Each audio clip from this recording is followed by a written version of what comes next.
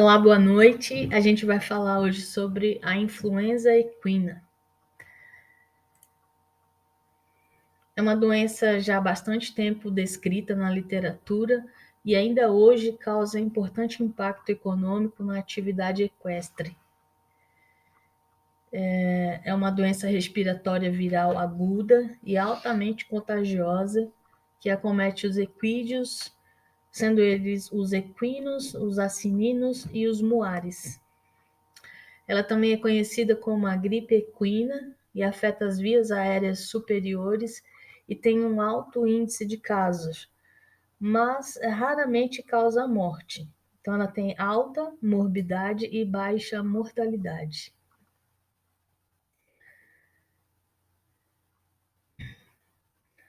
Quando se tem conhecimento dessa doença, ela deve ser obrigatoriamente notificada e deve ser feita a notificação às autoridades sanitárias. A gente deve tomar cuidado para que não se torne uma via para outras doenças secundárias, como, por exemplo, a rodococose, que causa pneumonia grave. E essa sim tem altas taxas de mortalidade. Nas manifestações clínicas, a gente vai citar algumas outras doenças que podem advir da influenza equina. De forma resumida, o tratamento é básico e de suporte. A idade, o sexo, a raça, as falhas de vacinação, o clima, como temperaturas mais baixas, o estresse no manejo, tudo isso é de suscetível para causar a infecção aguda da influenza equina.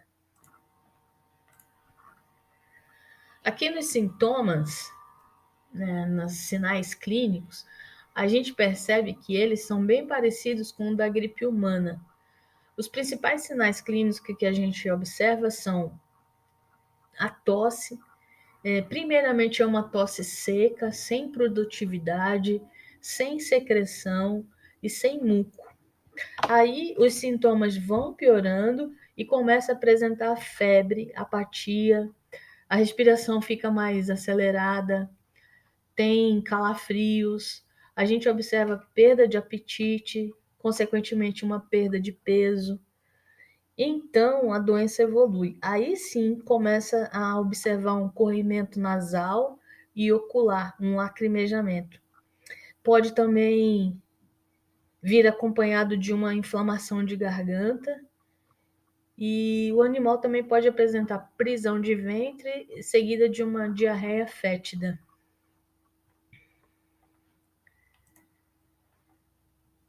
Seguindo aqui, como comentado anteriormente, as doenças secundárias advindas da gripe equina, elas podem trazer sérias complicações. Por isso, a gente tem que ficar sempre atento para os sinais clínicos que nos levam para outras enfermidades, como, por exemplo, a miosite, a miocardite, a enterite, uma pneumonia, a encefalite. Tudo isso são complicações que podem vir do agravamento da influenza equina. E agora um pouquinho dos impactos que essa doença pode trazer.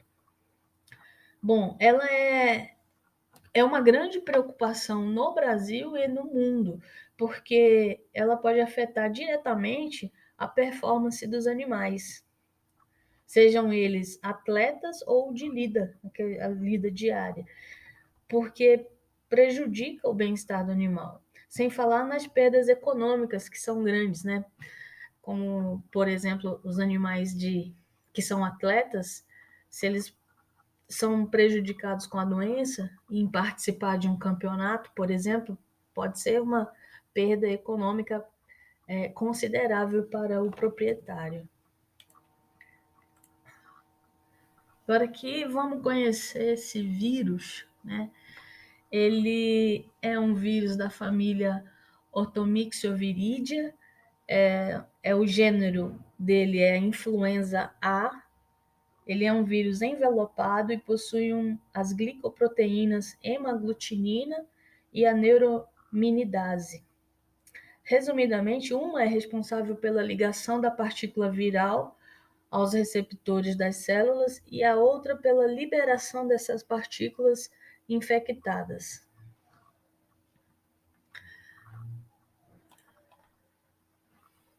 A gente tem dois subtipos da influenza. Deixa eu voltar aqui. A gente tem dois subtipos da influenza, que é o H7N7, que ele é considerado extinto ou ele é circulante em baixos níveis, e o H3N8, que é o vírus que é amplamente disseminado. Ele também é um vírus altamente mutável, tem um período de incubação de 48 horas e a replicação viral dele gira em torno de 24 horas. A sua transmissão se dá por aerossóis, por secreções, por alimento ou água contaminados e por contato direto. É mais comum acometer animais mais jovens, entre 1 e 3 anos, mas ele também pode acometer todas as idades. Os animais podem se infectar de forma indireta também, através dos comedouros, dos bebedouros, em transportes, por roupas ou equipamentos que são utilizados por esses animais. Podem, inclusive, se infectar a qualquer época do ano, mas os surtos ocorrem com maior frequência no inverno e na primavera, quando as temperaturas estão mais baixas. E também quando tem aglomerações, como, por exemplo, em feiras, em competições, em exposições, leilões e outros eventos. Passando aqui para o diagnóstico. O diagnóstico se baseia na avaliação clínica, juntamente com a avaliação do histórico do animal, onde a gente detecta todos os sintomas e, sendo necessário, complementar com exames laboratoriais para confirmar o diagnóstico clínico. No hemograma, por exemplo, a gente pode perceber a linfopenia e a monocitose. O SWAB, que está aparecendo aqui nessa imagem, também é usado, ou o lavado faríngeo para a identificação do vírus. A gente pode também fazer o teste ELISA para identificar o antígeno viral e podendo fazer também o PCR para identificar o genoma viral. E não esquecer de fazer um diagnóstico diferencial para excluir doenças secundárias, como, por exemplo, herpes vírus equino, a artrite viral equina, a adenite, entre outras, né, que podem ser advindas ou confundidas com a gripe equina.